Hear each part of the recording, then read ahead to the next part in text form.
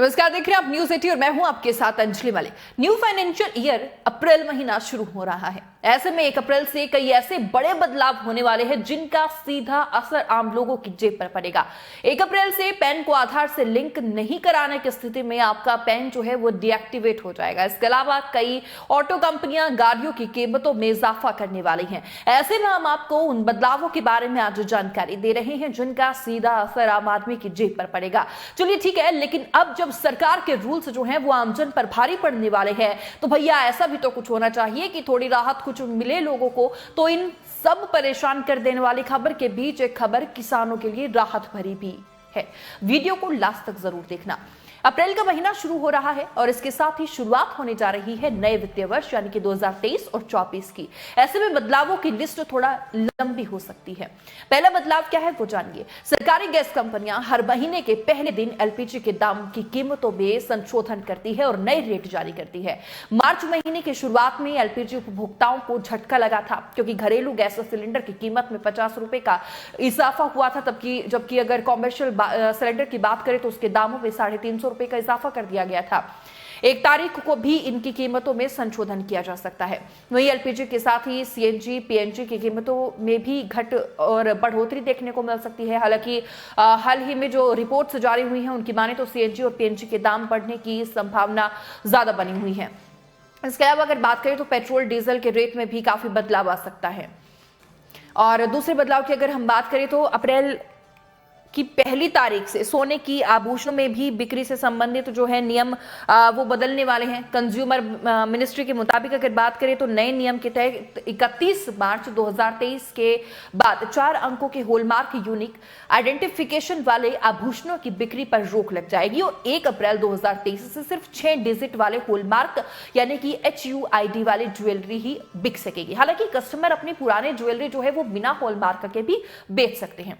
तीसरे बदलाव की अगर बात करें तो बजट 2023 में हाई प्रीमियम वाले इंश्योरेंस से होने वाली कमाई पर जो टैक्स है उसका ऐलान किया गया था।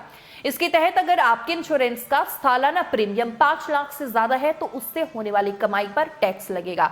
अभी तक इंश्योरेंस से होने वाली रेगुलर इनकम पूरी तरीके से टैक्स फ्री होती थी। इसका फायदा जो है वो हाई नेटवर्थ इंडिविजुअल्स यानी कि HNI को मिलता था।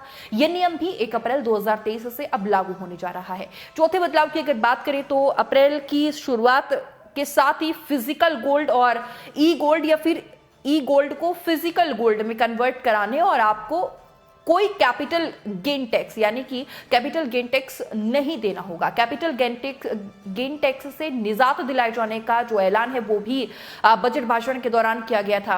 हालांकि अगर बात करें तो आप कन्वर्जन के बाद इसे गोल्ड को बेच सकेंगे और आपको LTCG के नियमों के तहत टैक्स देना होगा।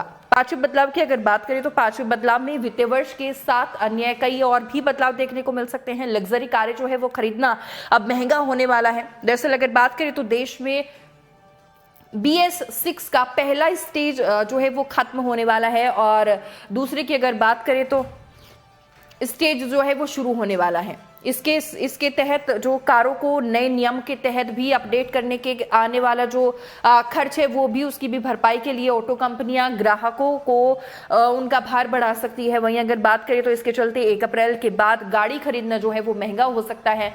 इसके अलावा अप्रैल में बैंकिंग हॉलीडे भी उसकी भी भरमार रहेगी और 16 दिन बैंकों में कामकाज जो है वो नहीं होगा। इनमें रविवार और दूसरे और चौथे शनिवार का अवकाश भी शामिल कर दिया गया है।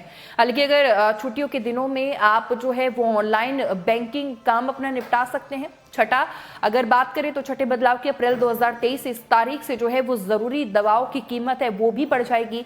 अगर बात करें तो pain killer, antibiotic, anti infective और कार्डियफ की दवाएं जो है वो महंगी हो जाएगी। इनकी कीमत 1 अप्रैल से 12% तक बढ़ जाएगी। वहीं दवाओं की अगर कीमतों की बात करें तो घटाने बढ़ाने का काम नेशनल फार्मास्यूटिकल और प्राइसिंग अथॉरिटी यानी कि NPPA करती है। पिछले साल NPPA ने दवाओं की कीमतों में 10.7% जो है वो बढ़ोतरी की थी।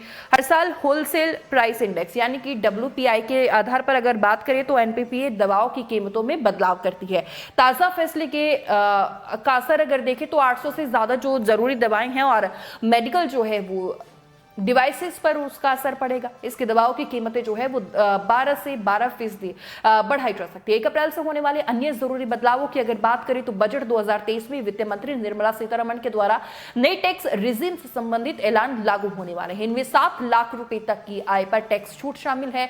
इसके अलावा अगर बात करें तो बजट 2023 में सीनियर सिटीजन सेविंग स्कीम यानी कि SCSS निवेश कैंप को 15 लाख रुपए से बढ़ाकर 30 लाख रुपए करने और post office monthly income scheme जो है POMIS के लिए सिंगल अकाउंट होल्डर की लिमिट 4 लाख रुपए से बढ़ाकर 9 लाख रुपए करने की घोषणा की गई थी, जो 1 अप्रैल से लागू हो सकती है। खर्च बढ़ने की अगर बात करें तो देखिए, दिल्ली मेरठ एक्सप्रेसवे पर 1 अप्रैल से सफर करना अब महंगा हो जाएगा, जहां NHAI ने टोल की दरों में करीब 10% की जो है वो बढ़ोतरी की है और नई दरें जो हैं 1 अप्रैल से प्रभावी होगी।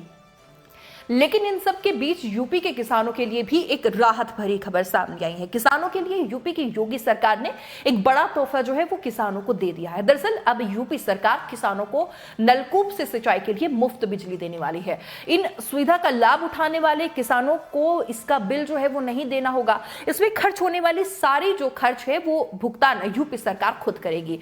इस बड़े ऐलान की घोषणा यूपी के डिप्टी सीएम केशव प्रसाद मौर्य ने 24 मार्च को, जब वो बाराबंकी के बारसा में एक कॉलेज के जनचौपाल में पहुंचे थे, वहां उन्होंने किया था। आपको बता दें कि योगी सरकार ने आगामी वित्तीय वर्ष यानी कि 23 और 24 वर्ष में किसानों को निजी नलकूपों कनेक्शन, बिजली बिलों में सिंचाई के लिए 100% की छूट देने के लिए इस वर्ष जो है वो पेश किए गए बजट में 1500 करोड़ रुपए का प्रस्ताव रखा था।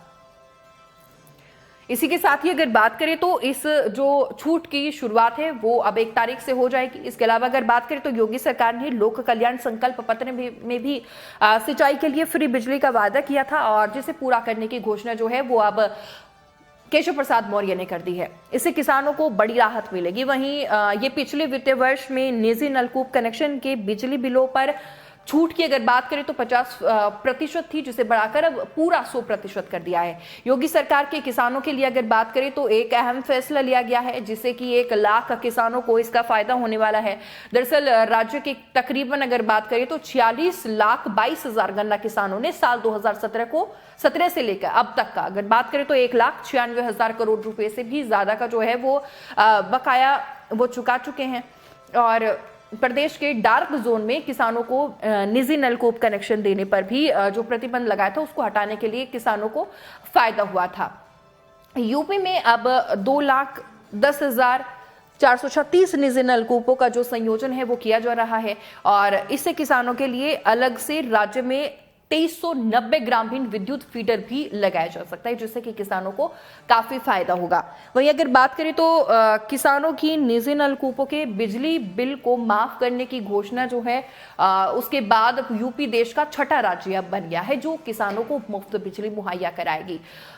राज्य में बिजली में सुधार के लिए योगी सरकार जो है वो लगातार प्रयासरत है और यूपी के अलावा किसानों की मुफ्त बिजली देने के लिए राज्य में आंध्र प्रदेश, कर्नाटक और पंजाब, तमिलनाडु और तेलंगाना है। हालांकि इसके लिए जो है लगातार किसान सरकार से मांग कर रही हैं और किसानों के द्वारा सरकार पर अगर बात करें तो वादा खिलाफी का भी तमाम तरीके के आरोप लगाए थे और तमाम पंचायत और आंदोलन के बीच सरकार ने ये फैसला लिया है। अब देखना होगा कि जो फैसले सरकार ने लिए हैं और नए वित्तीय वर्ष में जो एक बदलाव देखने को मिल रहे हैं आमजन पर, उसका कितना असर पड़ेगा और फ्री बिजली जो किसानों को सरकार अब मुहैया करवाने जा रही है उससे कितनी राहत किसानों को मिल पाती है।